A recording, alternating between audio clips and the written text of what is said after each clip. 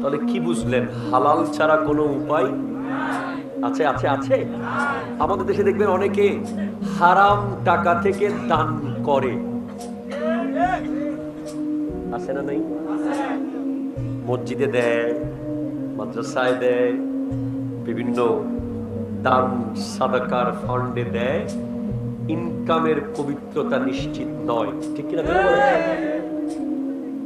আমার নবী স্পষ্ট বলছেন, قال رسول الله صلى الله عليه وسلم لا تقبل صلاة بغير طهور ولا صدقة من غلول।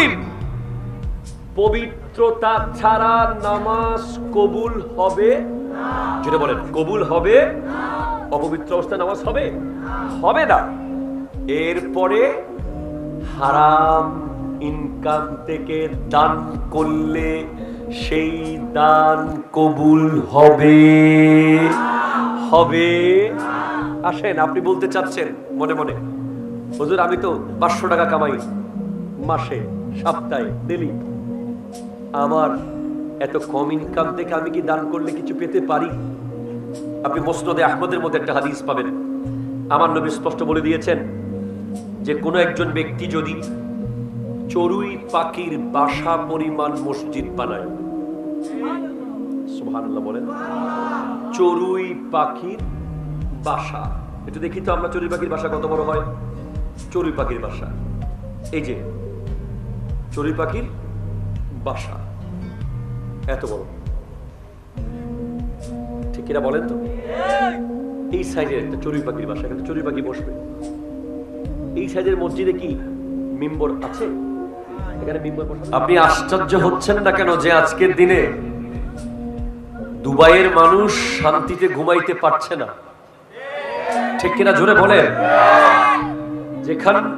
যেখানে একটা দিন থাকার জন্য মানুষ স্বপ্ন দেখে যে জীবনে একদিন দুবাই গিয়ে থাকবো, মিলিয়ন মিলিয়ন ডলার খরচ করে এক রাত থাকার জন্য, 1 মাস থাকার জন্য। সৌদি, ওমান, কাতার, কুয়েত, ওয়ার্ল্ডের স্বপ্নের যে দেশগুলো, আল্লাহ আমাদের প্রবাসী ভাইদেরকে রক্ষা করুন, তাদেরকে আপন আপন জায়গায় ভালো রাখুক, আমিন বলেন। কিন্তু আপনি চাইলেই আনোয়ারার এই বটতলি আইর মঙ্গলে একটা বেড়ার ঘরে শান্তিতে ঘুমাইতে পারেন।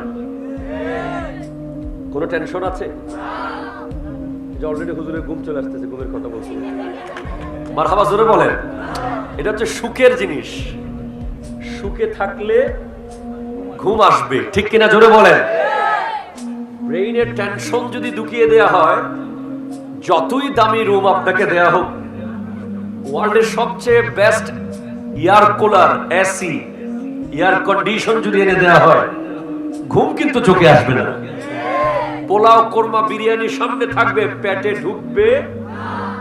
এই জন্য এই সুখগুলোকে আপনি বুঝেন, জাস্ট এই নিয়ামতগুলোকে আপনি গবেষণা করে ভাবেন যে আপনি ভালো আছেন। আমরা ভালো আছি, ঠিক কিনা জোরে বলেন না? তো আমাদের ভালো রেখেছেন কে? ভালো থাকার পিছে যে গুরুত্বপূর্ণ নিয়ামক, এলিমেন্টস কাজ করে, তার মধ্যে একটা হলো আল্লাহর জিকির, নবীর দুরূদ, ঠিক কিনা জোরে বলেন। আমি তো মনে করি যে আমরা বাংলাদেশের মানুষ, বিশ্ব যেমন হোক, আমরা যে ভালো থাকি তার পিছে অনেক গুরুত্বপূর্ণ কারণ হচ্ছে আমার দেশের মানুষ এখনো ধর্মপরায়ণ, ঠিক কিনা বলেন তো? আমার দেশে যেই পরিমাণ মাহফিল হয়, আমার মনে হয় না গোটা বিশ্বে অনেকগুলো দেশে মিলে এত প্রোগ্রাম হয়। আমাদের দেশের মানুষ না খেয়ে থাকলেও মাহফিল করে, না খেয়ে থাকলেও ওয়াজ মাহফিল বন্ধ করে না। তাবরুক দিতে না পারলেও মহেশখালীতে আপনি গিয়ে দেখবেন লাখ লাখ মানুষ মাহফিলে বসে থাকে, একটা জিলাপি পর্যন্ত দিতে হয় না, এমনিতেই বসে থাকে। সুতরাং এই জিনিসগুলো যদি কমে যায়, এগুলোর মধ্যে যদি দুর্বলতা চলে আসে, এই যে নামাজ, দুরুদ, জিকির, আল্লাহর ওলিদের জিয়ারত, মাহফিলগুলোতে বসে বসে কোরআন সুন্নাহর বয়ান শোনা, নিজেকে পরিবর্তন করার চেষ্টা করা, এগুলোর মধ্যে যদি কমতি চলে আসে, তখন দেখবেন একদিন হুট করে নিয়ামত চলে যাবে। আপনি আর চাইলেই প্যান্ডেল করে মাহফিল করতে পারবেন। এজন্য আমি বারবার সতর্ক করি, জয়নুল আবেদিন কি বলবে ইম্পর্টেন্ট না, মিজানুর রহমান আল কাদরি সাহেব কি বলবেন ইম্পর্টেন্ট না, আল্লামা উসমান গনি সালিহি সাহেব কি বলবেন, এর চেয়ে মূল্যবান ইম্পর্টেন্ট বিষয় হলো এই মাইকে যিনি আসুক উনি তো আপনাকে দরুদ শরীফ পড়াবেন। কথা কয় না, কথা কয় না। হয়তো আপনার জীবনে এমন দিন যাচ্ছে যে 24 ঘন্টায় মিলে একবার দরুদ শরীফ পড়ার টাইম আপনি পাচ্ছেন না।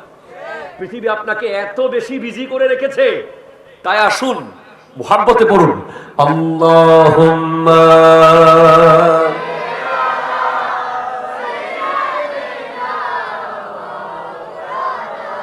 ওয়া আলা আলি সাইয়্যিদিনা। ওরে ডানে মাটি বামে মাটি, ও তোর মাটি হবে বিছানা,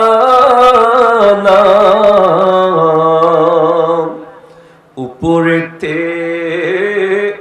বাঁশের ছালি, সেই ঘর হবে ঠিকানা। আল্লাহুম্মা পড়ো মা ওয়া আলা আলি।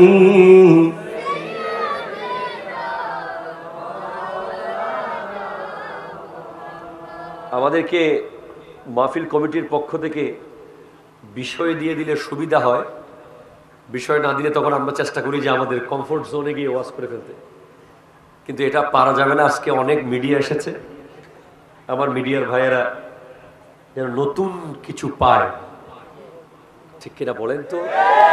এই যে ক্যামেরাম্যানগুলো দেখছেন, এরা আপনাদের জন্য আশীর্বাদ।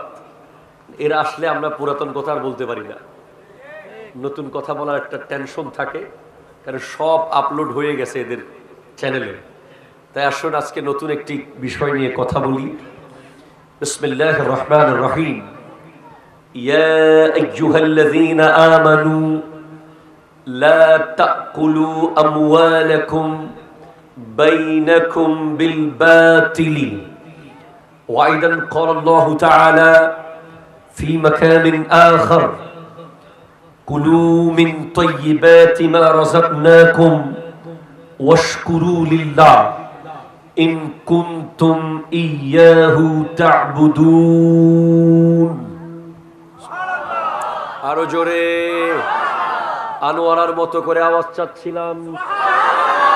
ওয়াইদান ক্বালান নবী সাল্লাল্লাহু আলাইহি ওয়াসাল্লাম তালাবু কাসবিল হালালি ফরিদাতুন বা'দাল ফরিদা।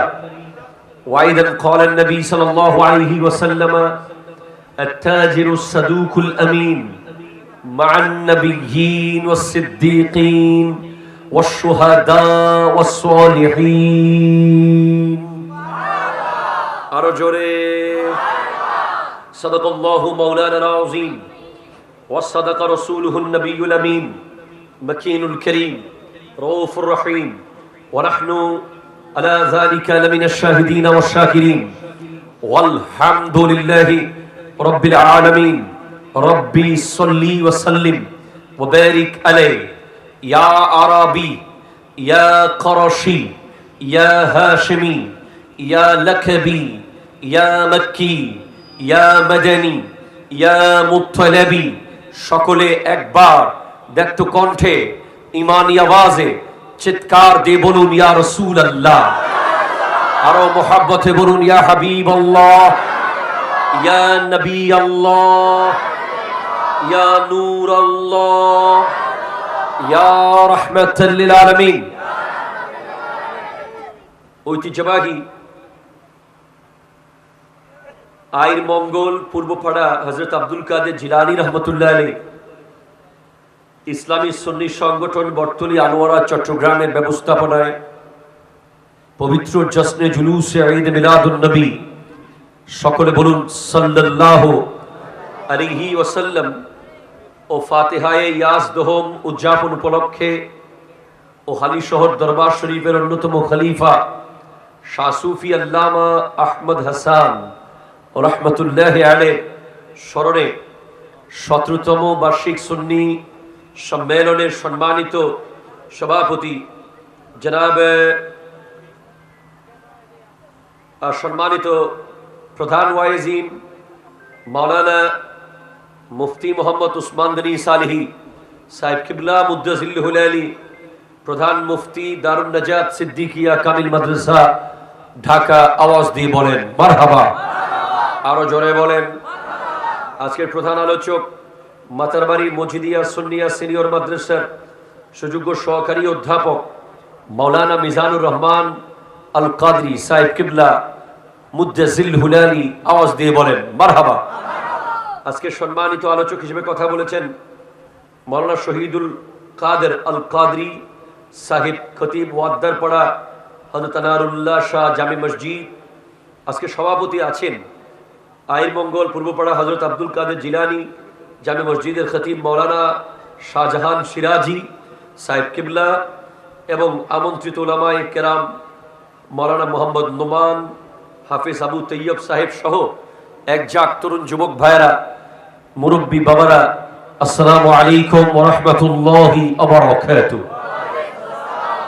রব্বুল আলামিনের আলিশান পাক দরবারে লক্ষ কোটি শুকরিয়া আদায় করছি যে আল্লাহ তাআলা বড় দয়া আর মায়া করে আমাদেরকে আজ এই অফ সিজন বলতে হলে, চারিদিকে তেমন মাহফিল হচ্ছে না, গরম এসে গেছে, এরপরে বর্ষারও একটা ভাব চলছে, এর ভিতরেও এজিম শান প্যান্ডেল এই আয়োজন করার তৌফিক দান করেছেন। সকলে একবার বলেন আলহামদুলিল্লাহ। আরো জোরে বলেন। আজকে আপনারা কোমর বেঁধে আসছেন তো? কতক্ষণ বসবেন আজকে? আজকে সারা রাত আপনাদের বসতে এমনও হবে। যেই বক্তা আজকে দাওয়াত দিছেন আল্লামা মিজানুর রহমান আল কাদরি সাহেব, মিনিমাম 2.5 থেকে 3 ঘন্টা নিচে মাইক ছাড়ে না। এরপর আমাদের উসমান গনি সলি হুজুর আছেন, উনিও করবেন। তার মানে আজকে আপনারা বসা ঠিক মতো আছে তো ইনশাআল্লাহ? আল্লাহ কবুল করুক, আমিন। জোরে বলেন। আমি নিয়ত করেছি যে আমি হালাল হারামের বিষয়ে 2-4টি কথা বলার চেষ্টা করব। আল্লাহ তাআলা আমাকে আমার প্রাণপ্রিয় রাহবার আল্লামা সৈয়দ মোহাম্মদ তাহের শাহ সাহেব কিবলা মুদ্দাজিল্লুহুল আলীর দোয়ার নজরে আমাকে বিশেষ করে যার গেইটে নেমে চট করে অনুমতি নিয়েছে, বলেছিলাম যাচ্ছি, যাওয়ার সময় ফাইনাল দোয়া নিয়ে যাব, গাড়ি থেকে নেমে ছট করে আবার 1 সেকেন্ডের 2-3 সেকেন্ডের মধ্যেই সালামটা দিয়ে উঠে গেছি। হযরতে মোহসেন আউলিয়া রহমতুল্লাহ আলাইহি দোয়ার বরকতে এবং হযরতে শাহ সুফি আহমদ হাসান রহমতুল্লাহ আলাইহির দোয়ায় আল্লাহ আমাকে কালিমাতুল হক বলার তৌফিক দান করুন। সকলে বলুন আমিন। আরো জোরে বলেন। রব্বুল আলামিন কোরআন কারীম ইরশাদ করতে লাগলেন, কুলু, সুবহানাল্লাহ।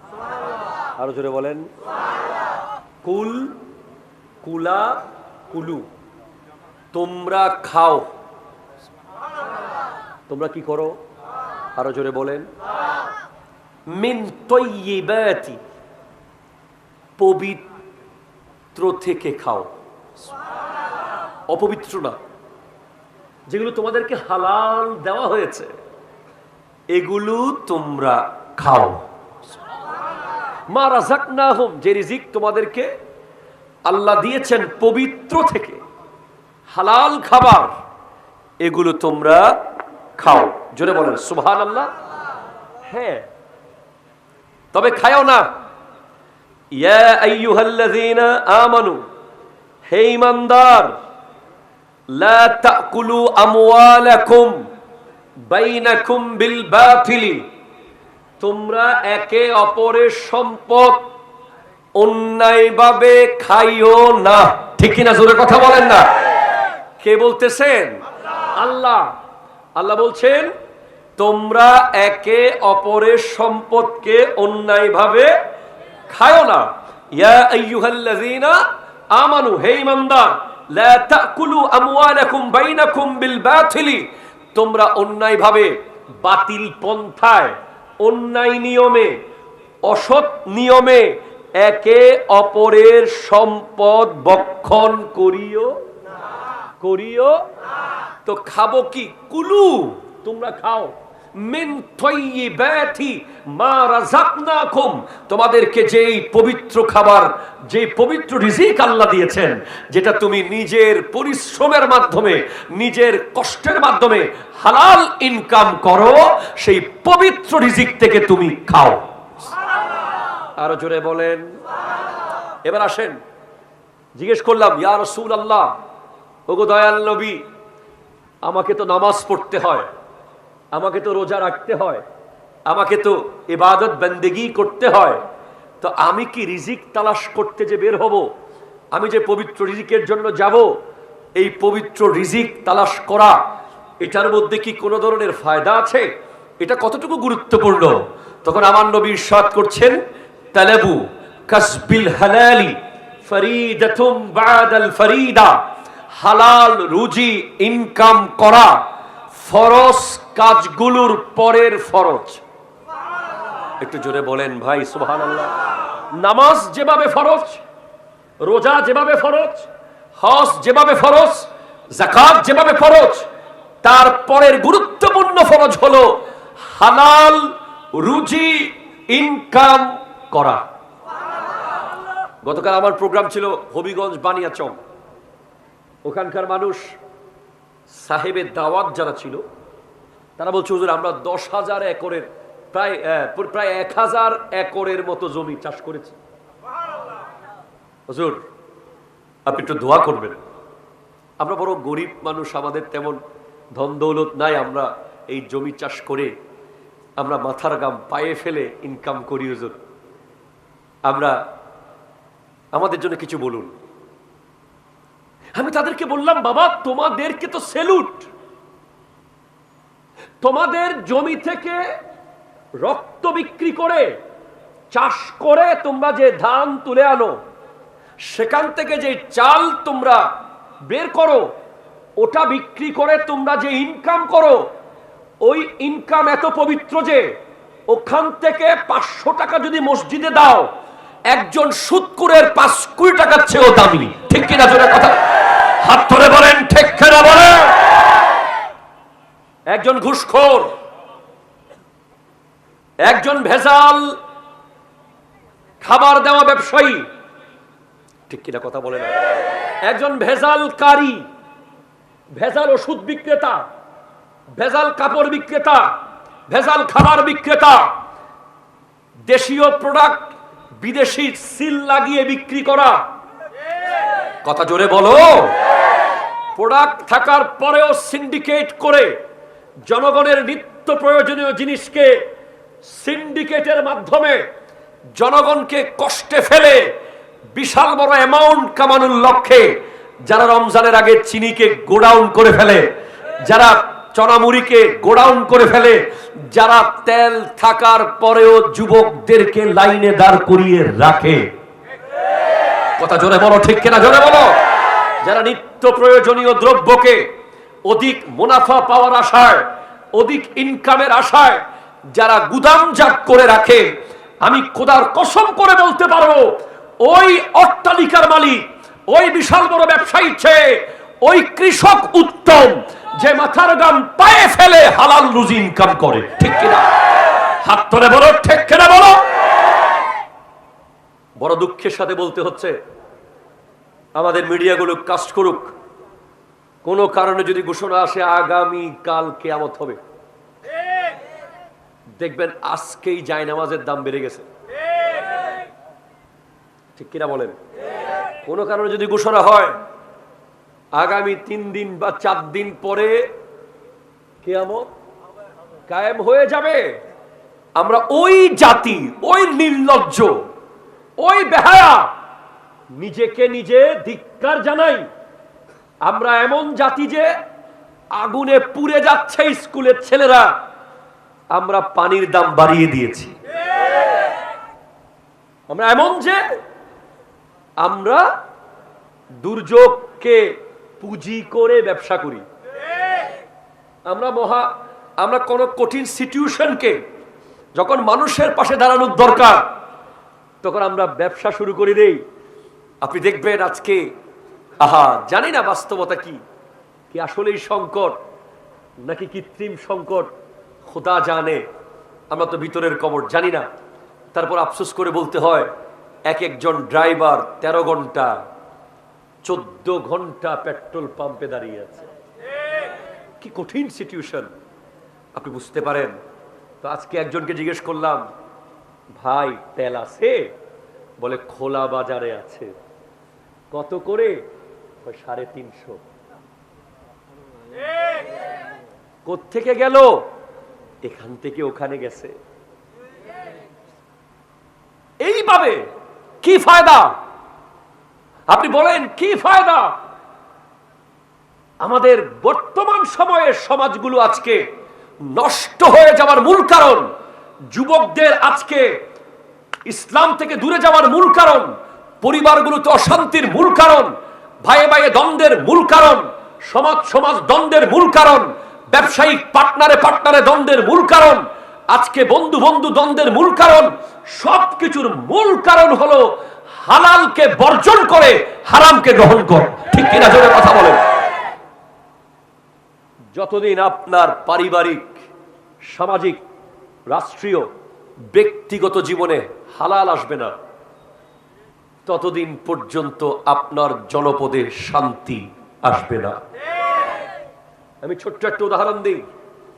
এখানে অনেক ব্যবসায়ীরা আছেন আজকের মাহফিলে। আমরা দেখতে পাই যে এক সময় দেখতাম যে পার্টনারশিপে ব্যবসা খুব চলতো। ঠিক কিনা বলেন? দোস্ত তুমি টাকা দিবা, আমি শ্রম দেব। আছে না নাই বলেন? তুমি ইনভেস্ট করবা, আমি কি দেব? শ্রম দেব। অথবা চলো 50-50, তুমি 5 লাখ, আমি 5 লাখ, 10 লাখ দিয়ে আমরা একটা বুট কিনি, সাগরে মাছ ধরবো। কথা কোনো ঠিক কিনা বলেন? তুমি 5 লাখ, আমি 5 লাখ দিয়ে একটা সাউন্ড সিস্টেম কিনি, আমরা মাহফিলে মাহফিলে সাউন্ড চালাবো। কি সুন্দর ব্যবসা আগে চলতো। আপনি এখন দেখবেন বর্তমান সময়ে মানুষ পার্টনারশিপে মরতেও রাজি নেই। বাঁচা তো দূরের কথা, সরি মরা তো দূরের কথা, বাঁচতেও রাজি নাই। ঠিক কিনা জোরে বলেন?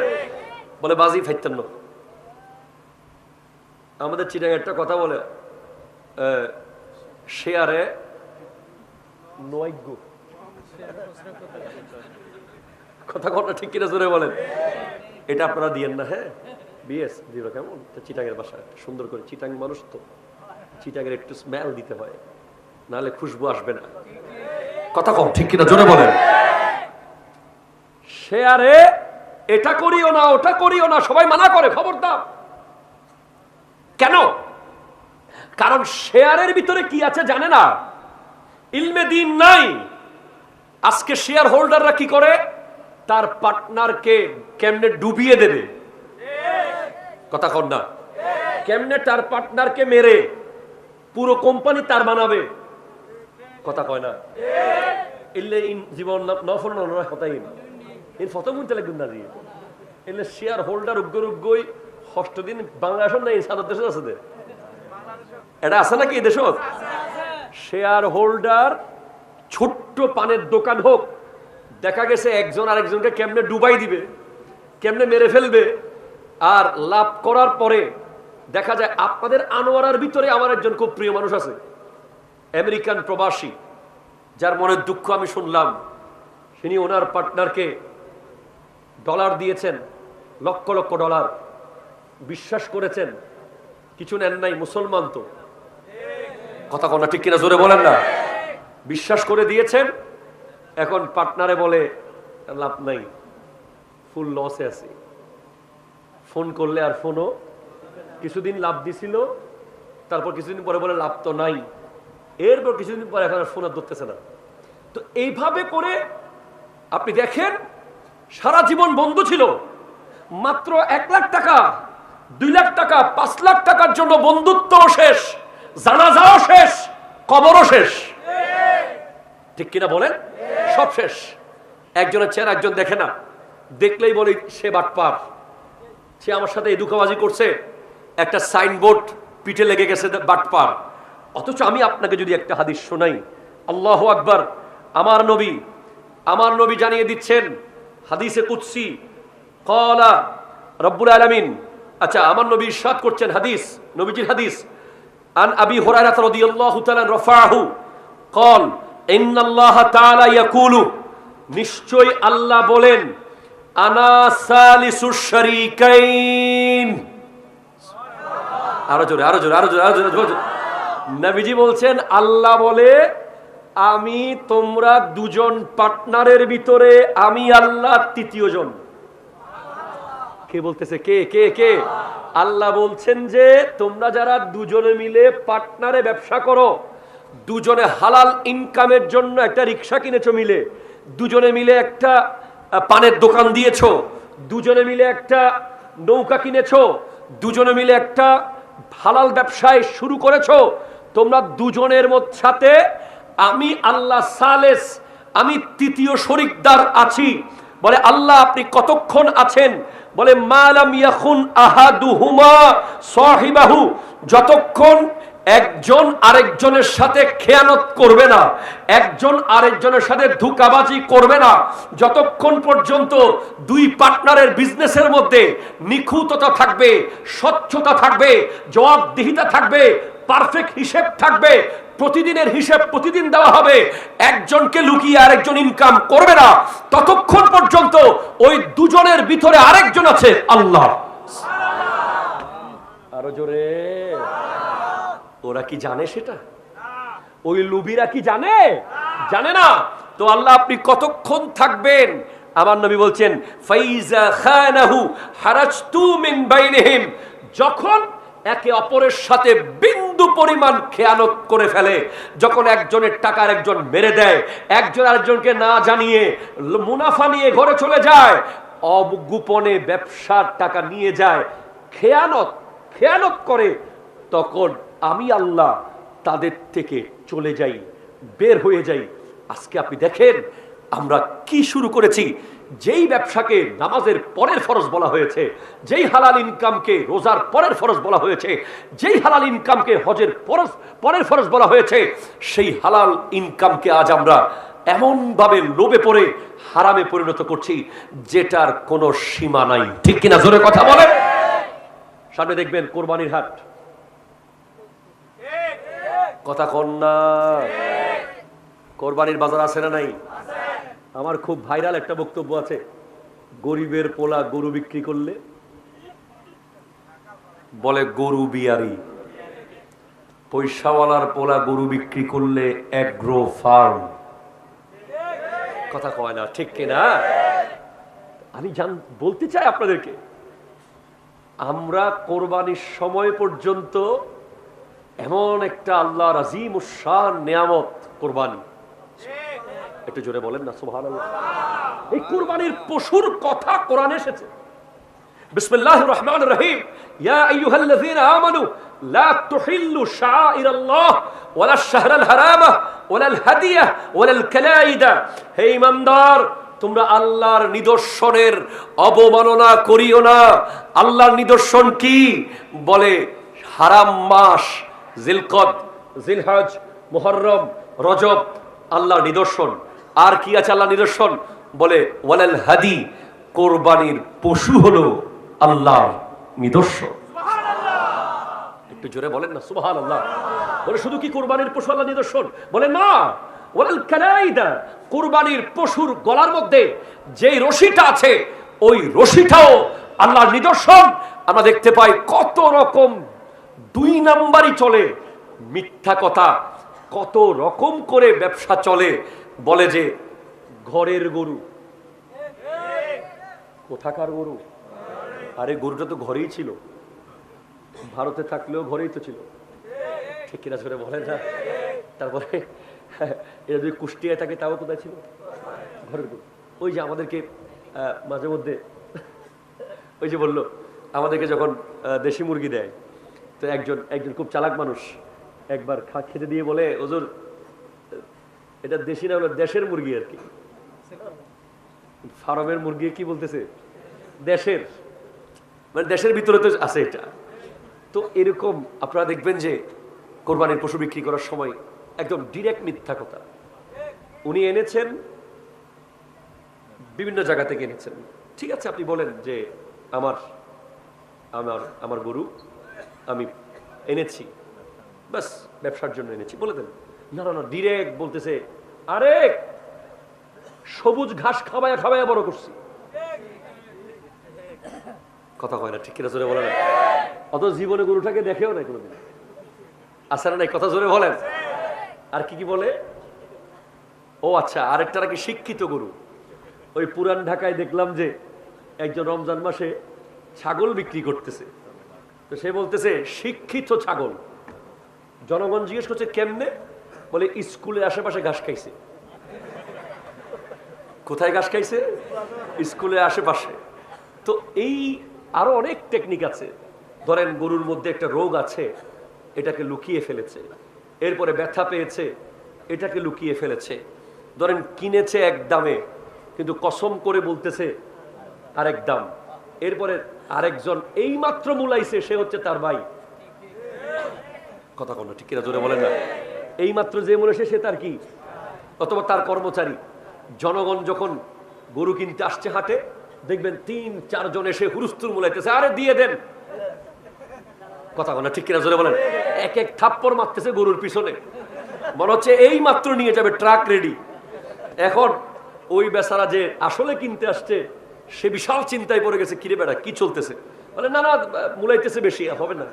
ওই বেচারা তো টেনশন। ওই যে আপনি দেখবেন হাসপাতালে যখন বাচ্চাদেরকে সিজার অপারেশন করানো হয়, এই এই ধরনের সিচুয়েশন ক্রিয়েট করে ব্যবসা করা, একটা পরিস্থিতি তৈরি করে ফেলা, একটা সিচুয়েশন তৈরি করে ফেলা, এই ধরনের কেন করতে হবে? আপনি হালাল ব্যবসা করুন।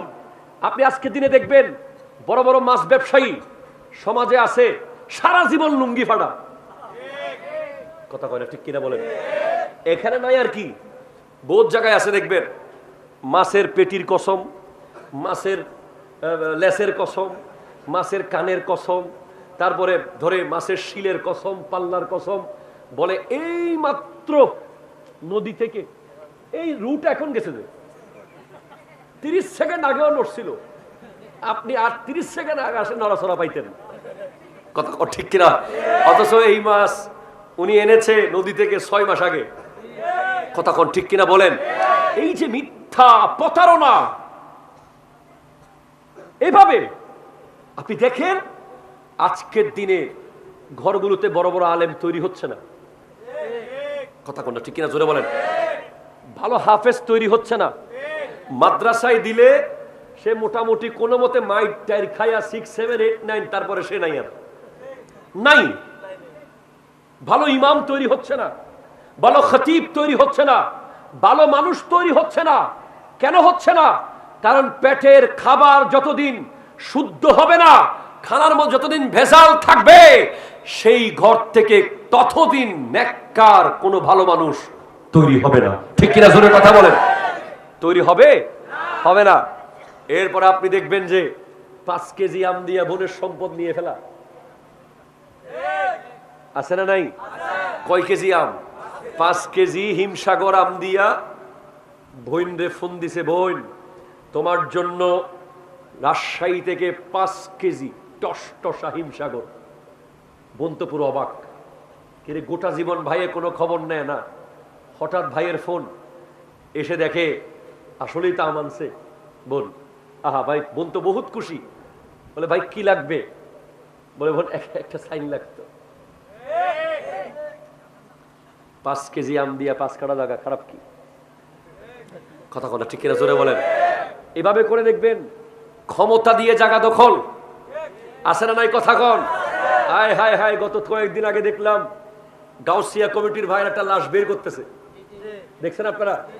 লাশটা যে খাটে করে বের করবে, খাটের জায়গাটা পর্যন্ত বাড়ির পাশে নাই। লাশটাকে 4 জনে চারদিকে ধরে, একজন হাত ধরছে, একজন পা ধরছে, একজন মাথা ধরছে। যেভাবে ধরে কবরে রাখার কথা সেইভাবে ধরে ঘর থেকে বের করতে হচ্ছে। 1 ইঞ্চি জায়গা কেউ কাউকে ছাড়তেছে না, লাশ বের করার জায়গা পর্যন্ত রাখতেছে না। কুরবানির গরু জবাই করার জায়গা রাখতেছে না, এমনকি নিজে যে মরার পরে বের হবে সেই চিন্তা নাই। বছরকে বছর মামলা মুকদ্দমা হামলা করে জায়গা দখল করে নিজের ঘরকে যে বাড়াচ্ছ, এই ঘর তো তোমার না, ঠিক কিনা জোরে বলো। আরে পরের জায়গা পরের জমি ঘর বানায়া আমি রই, এই আমি তো সেই ঘরের মালিক নই, আমি তো সেই ঘরের মালিক নই। আমি আপনাকে জানাতে চাই আমার নবীর একটা হাদিস, ওয়ান সাঈদ ইবনে যায়েদ قال سمعت النبي صلى الله عليه وسلم يقول من أخذ شبرا من الأرض ظلما فإنه يطوقه يوم القيامة من 7 أرضين। যে ব্যক্তি তার কোন ভাইয়ের এক বিগত জায়গা, কয় বিগত? কালকে হবিগঞ্জ জিজ্ঞেস করলাম এটাকে তোমরা কি বলো, বলে ডাব। এক ডাব, এক বিগত। এক বিগত জায়গা কি হয়? এতটুকু জায়গা দিয়ে এমন কি হয়ে যাবে বলেন? একটা বড় আম গাছ লাগাইলেও তো এটা এক বিগত থাকবে না, ঠিক কিনা জোরে বলেন না। এক বিগত জায়গা যে আপন ভাইয়ের অন্যায়ভাবে দখল করবে, কিয়ামতের দিন 7 পৃথিবী তার গলার মধ্যে ঝুলিয়ে দেওয়া হবে। 7 পৃথিবী তার গলার মধ্যে ঝুলিয়ে দেওয়া হবে। আজকের দিনে আপনি দেখেন তসবিহ পড়তে পড়তে আইল ঠেলে, কথা জোরে বলেন ঠিক কিনা। মসজিদের সামনের কাতারে নামাজ পড়ে, বিলে গিয়ে দেখা যায় আইল আগের জায়গায়।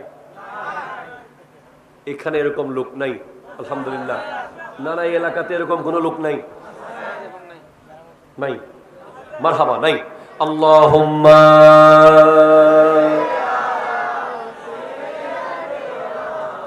মাওলানা ওয়ালা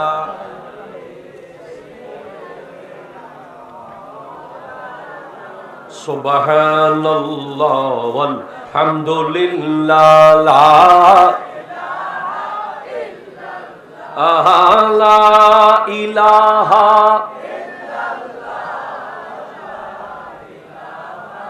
ইল্লাল্লাহ, জোরে সুবহানাল্লাহ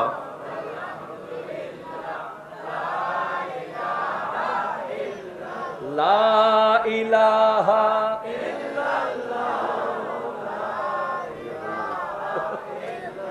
একটু জোরে বলেন না সুবহানাল্লাহ।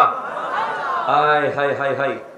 তো যখন দেখবেন আপনি কারো জায়গা দখল করছেন জোর করে, যখন দেখবেন আপনি হারাম খাচ্ছেন, যখন দেখবেন যে আপনি সুদের টাকা খাচ্ছেন, যখন দেখবেন যে আপনি ঘুষের টাকা খাচ্ছেন, যখন দেখবেন যে আপনি ভেজাল খাচ্ছেন, তখন আপনার ভিতর থেকে দয়া মায়া চলে যাবে, ঠিক কিনা জোরে বলেন বলেন বলেন।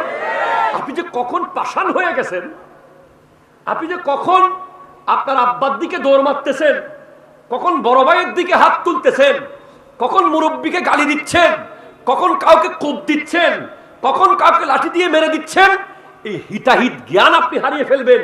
কারণ আপনার হালাল রিজিক পেটে না যাওয়ার কারণে আপনার থেকে হিতাহিত জ্ঞান চলে যাবে, আপনার বিবেক চলে যাবে, আপনার হৃদয় পাষাণ হয়ে যাবে, আপনি দিন দিন গুনায় নিমজ্জিত হবেন।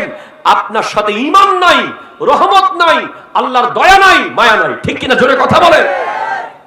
এই যে গতকাল আপনারা দেখেন কোন জায়গায় জানি কুমিরকে দিয়ে দিল, এই ছেলে কোন জায়গায় কুমিরকে যে একটা কুকুর দিয়ে দিল, খুলনা খান জাহান আলীর মাজার শরীফ, একজন কত বড় বিশ্ববিখ্যাত বলি, ওনার দরবারের পাশে পুকুর, ওখানে একটা বড় কুমির দেখলাম যে আসতেছে, একটা কুকুর,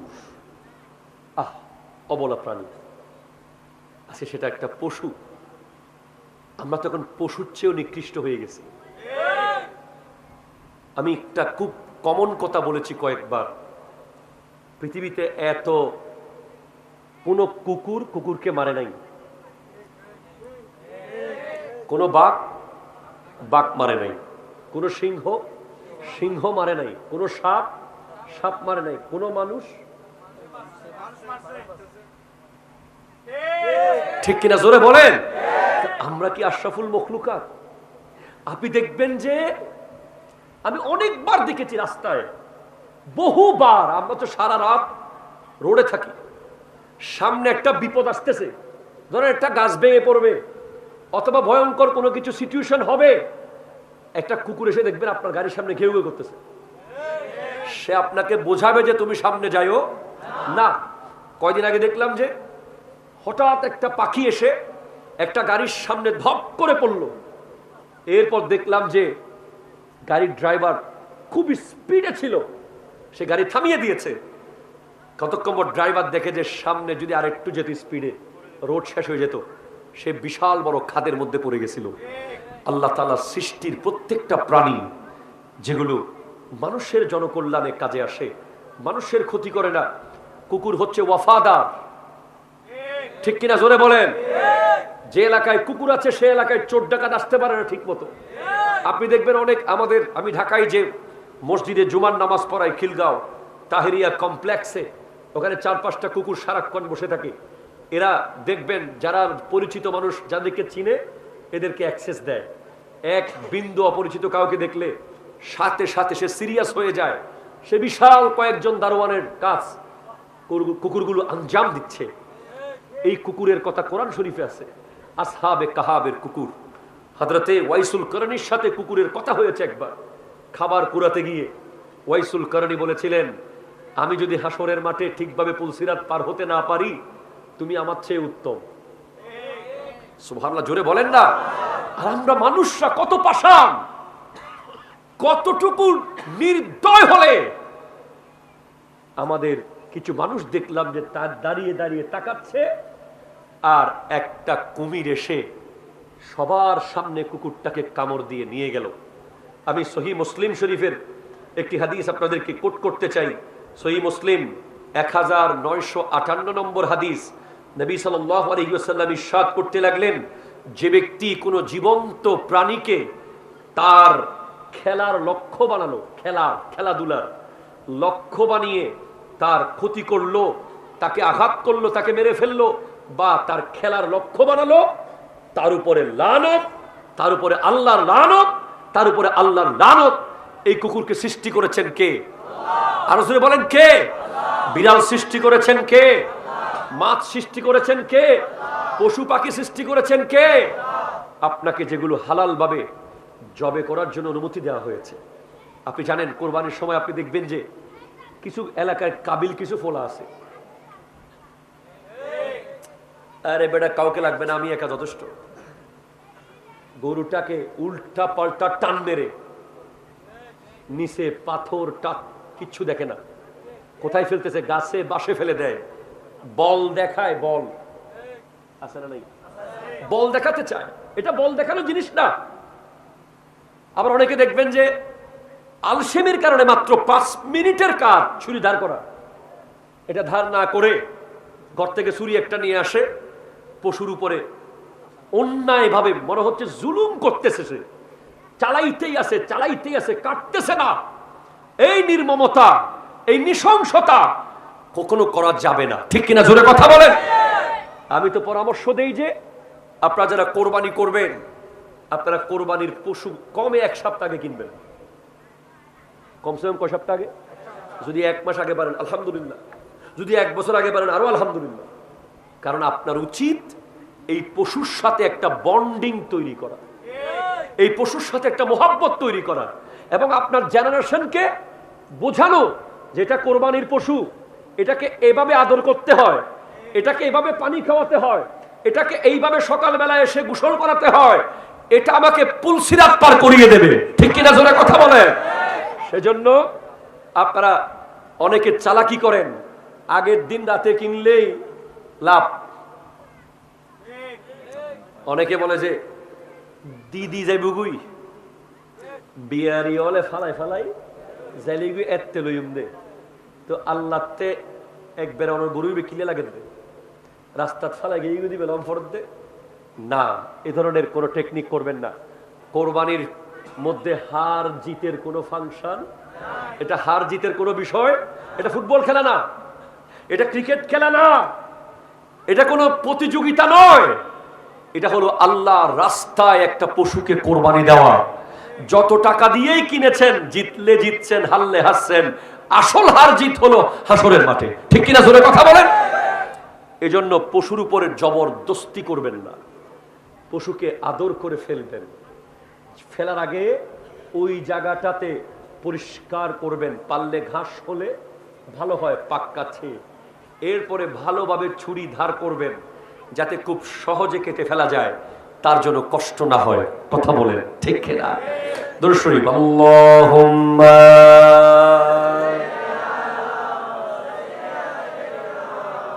মাওলানা মুহাম্মদ ওয়া আলা সাইয়্যিদিনা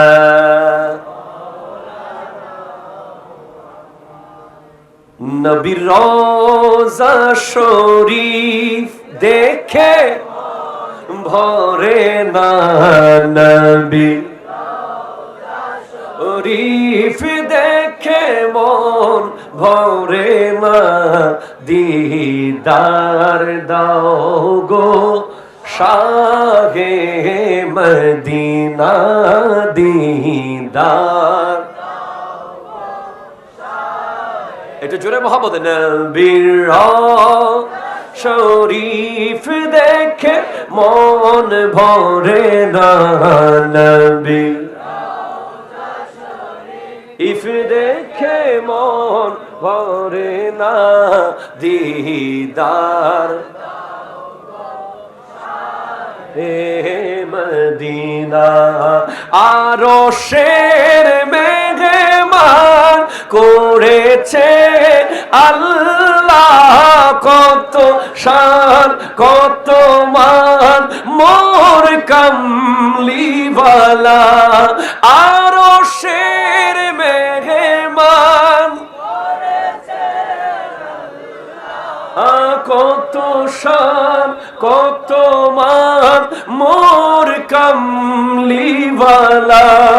ও গো মদিনাওয়ালা করো করুণা, ও গো করো করুণা, দিদার দাও গো শাহে মদিনা। নবীর মন ভরে না, নবীর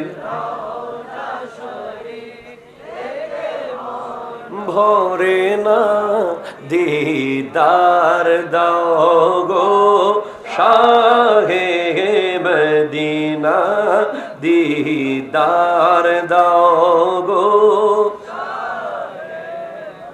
একটু চিৎকার দিয়ে বলেন না সুবহানাল্লাহ। তাহলে কি বুঝলেন? হালাল ছাড়া কোনো উপায় আছে? আছে আছে। আমাদের দেশে দেখবেন অনেকে হারাম টাকা থেকে দান করে, আছে না নাই? মসজিদে দেয়, মাদ্রাসায় দেয়, বিভিন্ন দান সাদাকার ফান্ডে দেয়। ইনকামের পবিত্রতা নিশ্চিত নয়। ঠিক কিনা জোরে বলেন? আমার নবী স্পষ্ট বলছেন, قال رسول الله صلى الله عليه وسلم لا تقبل صلاة بغير طهور ولا صدقة من غلول। পবিত্রতা ছাড়া নামাজ কবুল হবে না। যেটা বলেন কবুল হবে, অপবিত্র অবস্থায় নামাজ হবে হবে না। এরপরে হারাম ইনকাম থেকে দান করলে সেই দান কবুল হবে হবে। আসেন, আপনি বলতে চাচ্ছেন মনে মনে, হুজুর আমি তো 500 টাকা কামাই মাসে, সপ্তাহে, ডেলি, আমার এত কম ইনকাম থেকে আমি কি দান করলে কিছু পেতে পারি? আপনি মুসনাদে আহমদের মধ্যে একটা হাদিস পাবেন। আমার নবী স্পষ্ট বলে দিয়েছেন যে কোনো একজন ব্যক্তি যদি চড়ুই পাখির বাসা পরিমাণ মসজিদ বানায়, সুবহানাল্লাহ বলেন, চড়ুই পাখির বাসা, একটু দেখি তো আমরা চড়ুই পাখির বাসা কত বড় হয়। চড়ুই পাখির বাসা, এই যে চড়ুই পাখির বাসা, এত বড়, ঠিক কিনা বলেন তো? এই সাইজের একটা চড়ুই পাখির বাসা, এখানে চড়ুই পাখি বসবে। এই সাইজের মসজিদে কি মিম্বর আছে? এখানে মিম্বর বসানো যাবে? ইমাম দাঁড়াইতে পারবে? ঘুম কিন্তু আসে না, প্রতিদিন নিত্য নতুন ঘুমের ওষুধ। কথা কন। আর রিক্সাওয়ালাকে দেখেন বটতলি মোড়ে, শেষ। হায় হায় হায়, কি শান্তি! মনে রাখবেন, একটা হলো সুখ আর একটা হলো শান্তি। গাড়ি সুখ, বাড়ি সুখ, অট্টালিকা, এসি, এয়ার কন্ডিশন সুখ, আর শোয়া মাত্র ঘুম চলে আসা শান্তি। এটা হালাল ছাড়া আর কিছুতে নাই। আপনি একজন সুদখোরকে জিজ্ঞেস করেন, সে যখন সুদের টাকা নেয় তার ভিতরে কেমন লাগে? একটা ছটপটানি আছে।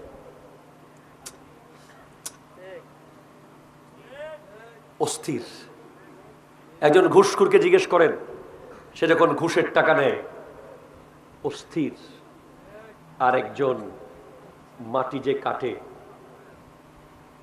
আমরা চিনি ভাষায় মেট্টেল বলি, মাটিয়াল, উনি সারাদিন মাটি কাটার পরে যখন 500 টাকা নেয়, এত শান্তি। 500 টাকা জান্নাতের সুখ, ঠিক কিনা? জোরে কথা বলো।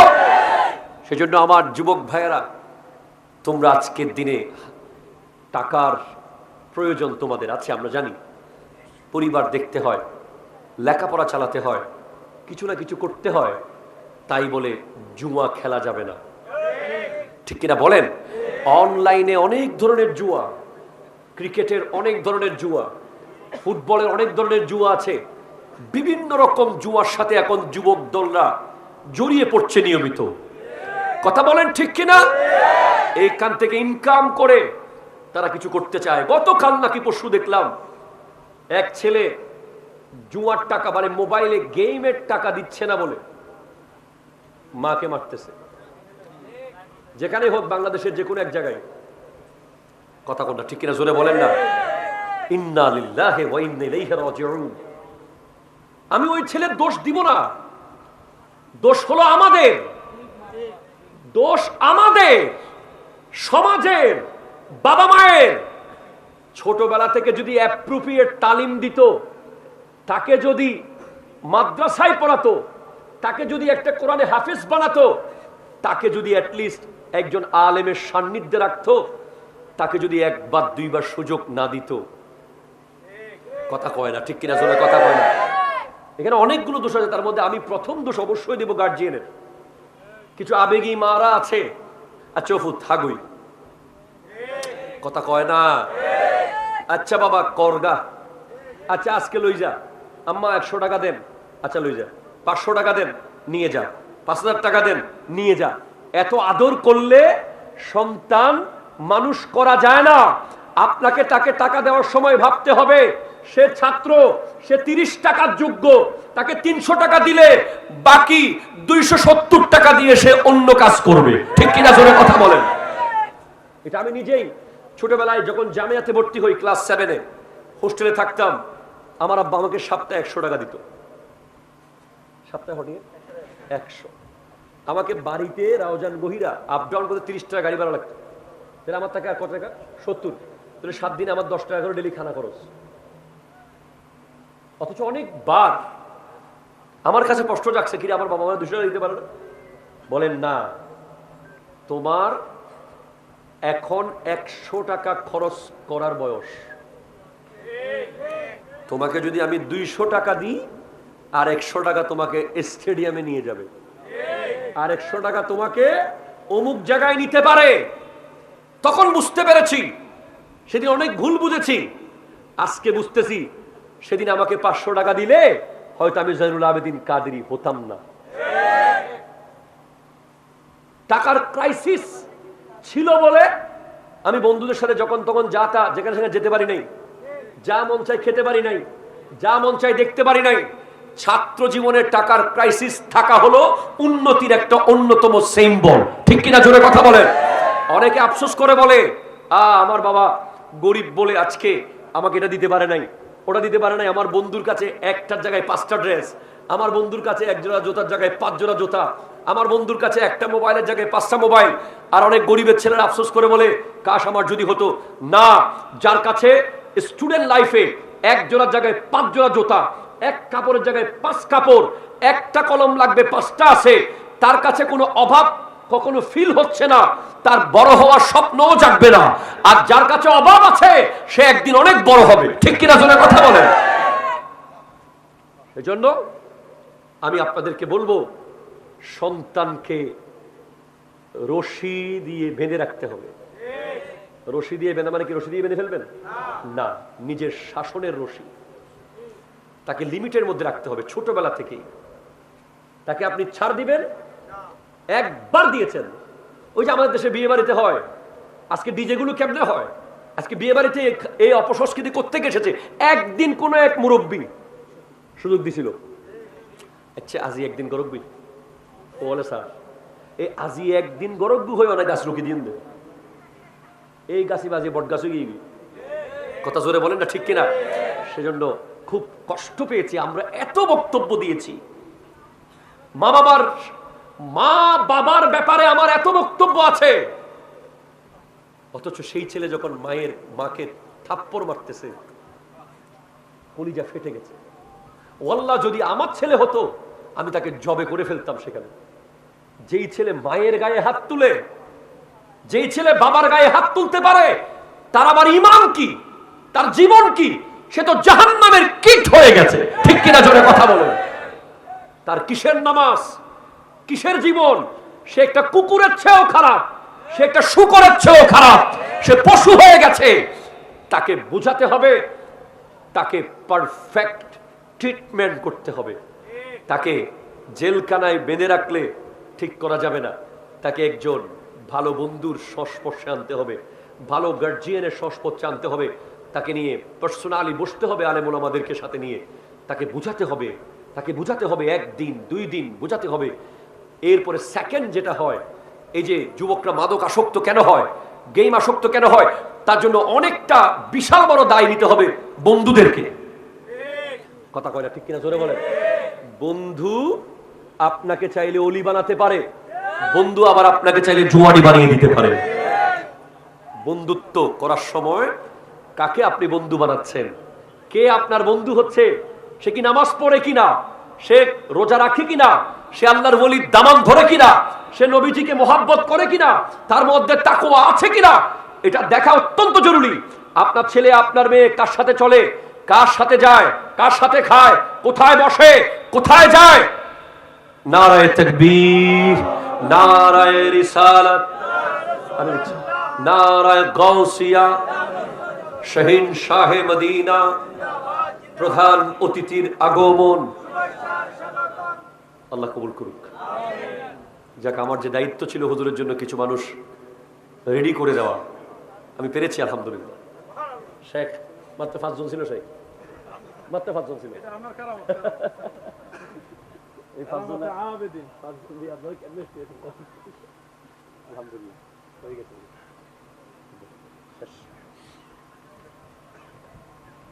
একটু জোরে বলবেন না মারহাবা। আজকে আপনাদের মাহফিল কমিটি যারা আছেন তাদেরকে আমি আরেকবার সেলুট জানাচ্ছি। তারা বক্তা সিলেক্ট করার সময় এখন আউল বাউল ফাউল বাদ দিছে।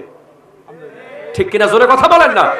যাদেরকে দাওয়াত দিয়েছেন সবচেয়ে কম শিক্ষিত, কম এলম আমার, বাকি যারা আছে সব আল্লাহ তাআলা এমন এমন বড় আলেম। ইনি যিনি আমার পাশে এখন বসেছেন, ওনার অনেক ছাত্র বড় বড় মুহাদ্দিস আছে, বড় বড় মুফতি আছে, ওনার অনেক ছাত্র হাফেজুল হাদিস আছে, বড় বড় হাদিসের কিতাব মুখস্থ করে ফেলেছে, এরকম ছাত্র ওনার আছে। আল্লামা ডক্টর উসমান গনি সলিহি সাহেব কিবলা মুদ্দাজিল্লুহুল আলী, বিশ্ববিখ্যাত আলেম। এই আলেম আমাদের আনোয়ারায় এসেছে, এটা আমাদের চট্টগ্রামের জন্য গর্বের ব্যাপার, আপনাদের জন্য গর্বের ব্যাপার। এমন আলেমের চেহারা দেখলেও গুনাহ ঝরে যাবে। আল্লাহ তাআলা আপনাদেরকে সহি সালামতে বসার তৌফিক দান করুক। মন ভরে শুনবেন।